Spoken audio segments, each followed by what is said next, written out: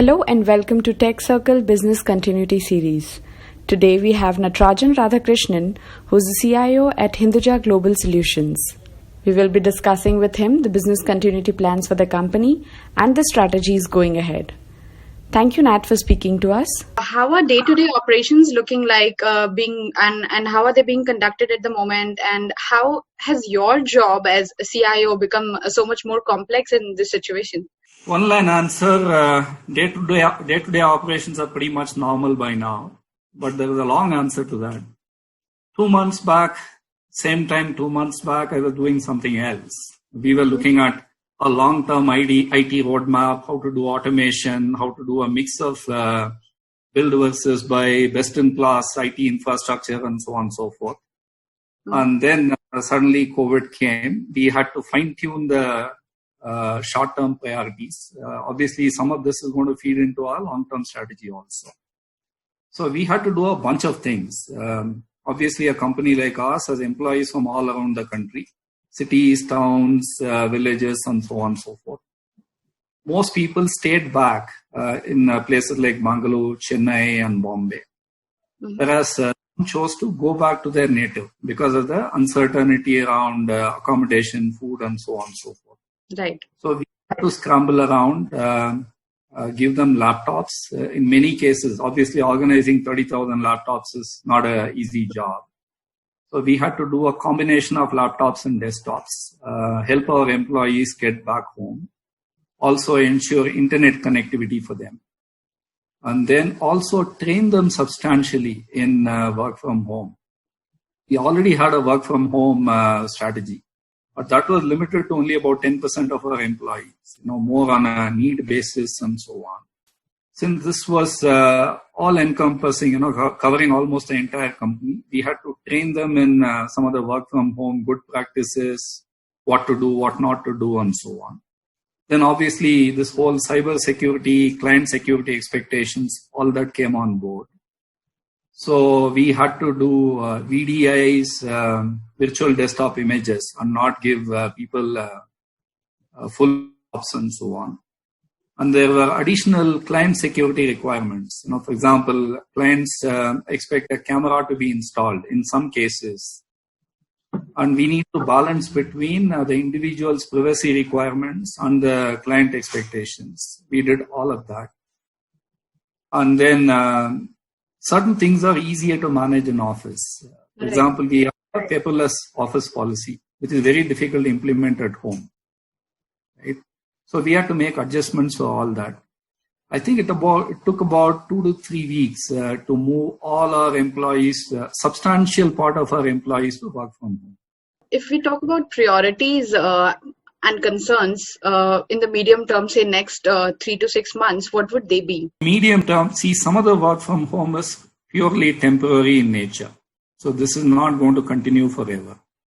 Having said that, some of them is going to become permanent. For example, let's say today we have an 80% work from home. When the situation becomes normal, this 80 may come down to 25 to 50%. And my expectation is over a 3-year time period, work from home will become a healthy 50%. I think many companies have ambitious targets in terms of 3-year targets, 5-year targets, and so on. Mm-hmm. My sense after looking at all our operations is that about 50%, up to 50% of our employees will continue to will be work from home in the longer run. That's one part. Mm-hmm. Second, this people part. It's not infrastructure part. We can get them laptops, we can get them internet dongles, broadband, all of that. But then, when you come to office, you meet all your colleagues. There is emotional support, social networking, and so on and so forth. Right. The initial reaction was euphoria among our employees because they avoid a 2 + 2 4-hour commute in a place like Bangalore or Mumbai. But over a period of time, they're also saying, hey, I would like to come back to office maybe 1 day a week, 2 days a week, kind of thing. So we need to balance the social needs with the convenience of working from home. What are the security challenges when we are specifically talking about your company or the sector in whole? And how are you guys assessing those challenges? So in a brick and mortar environment, Obviously, certain sensitive contact center operations, people don't carry cell phones. There is a paperless office policy. There is very little room for a malpractice. And then there are automated solutions in terms of recording sensitive data. The contact center agent will not get the data directly. He will only have a IVR, interactive voice recording, which will take that information. Some of that will have to be implemented in a work from home atmosphere also. Remember, in our case, there are these three different working models. Mm-hmm. From a front office contact center point of view, sometimes we use the client's infrastructure. Sometimes we operate out of our own infrastructure, our own switch. That's a technical term. Mm-hmm. And for back office, again, we use a Citrix kind of environment. To replicate some of this in a work from home is a huge challenge. It's not an overnight process. Yeah. Right? So the checks are manual and they're getting automated as we speak. We are implementing a bunch of monitoring and productivity kind of software. I don't want to give names. I don't want to endorse any one particular company. Okay. Best of breed solutions to suit different infrastructural requirements. Again, our biggest concern is to still ensure employee privacy and also take care of client requirements. It will pretty much capture a lot of other things. How do I minimize that? So those are the kind of things we are working on. Even after doing all that, there is a residual risk. You can say it's a 1% risk, 2% risk. Working from home definitely still has a residual risk.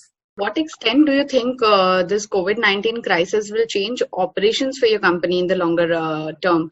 And how critical do you think technology will play a role there? Already on our way to automation. Only thing now the time frames have been crunched. Right? For example, we were looking at implementing gamification and coaching solutions for our contact center agents. Mm-hmm. The earlier time frame 9 to 12 months. Today I have a 3 to 6 months time frame to do all that. Some of the projects which earlier had a brick and mortar kind of a thought process behind them. Now I have to also take into account, for example, time capture, invoicing. Mm-hmm. Earlier the approach was, probably we were using building management solutions. When does an employee come in and go out? That is no longer relevant.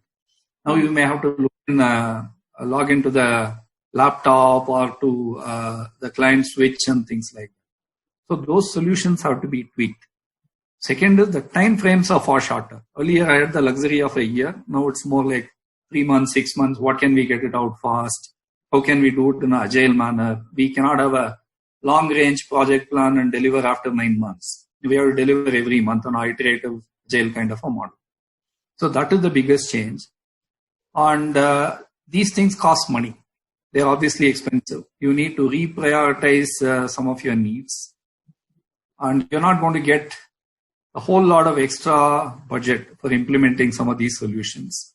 Mm-hmm. The buzzword is to do smart automation as opposed to very long-term projects that take 12 months, 24 months. Those things are out.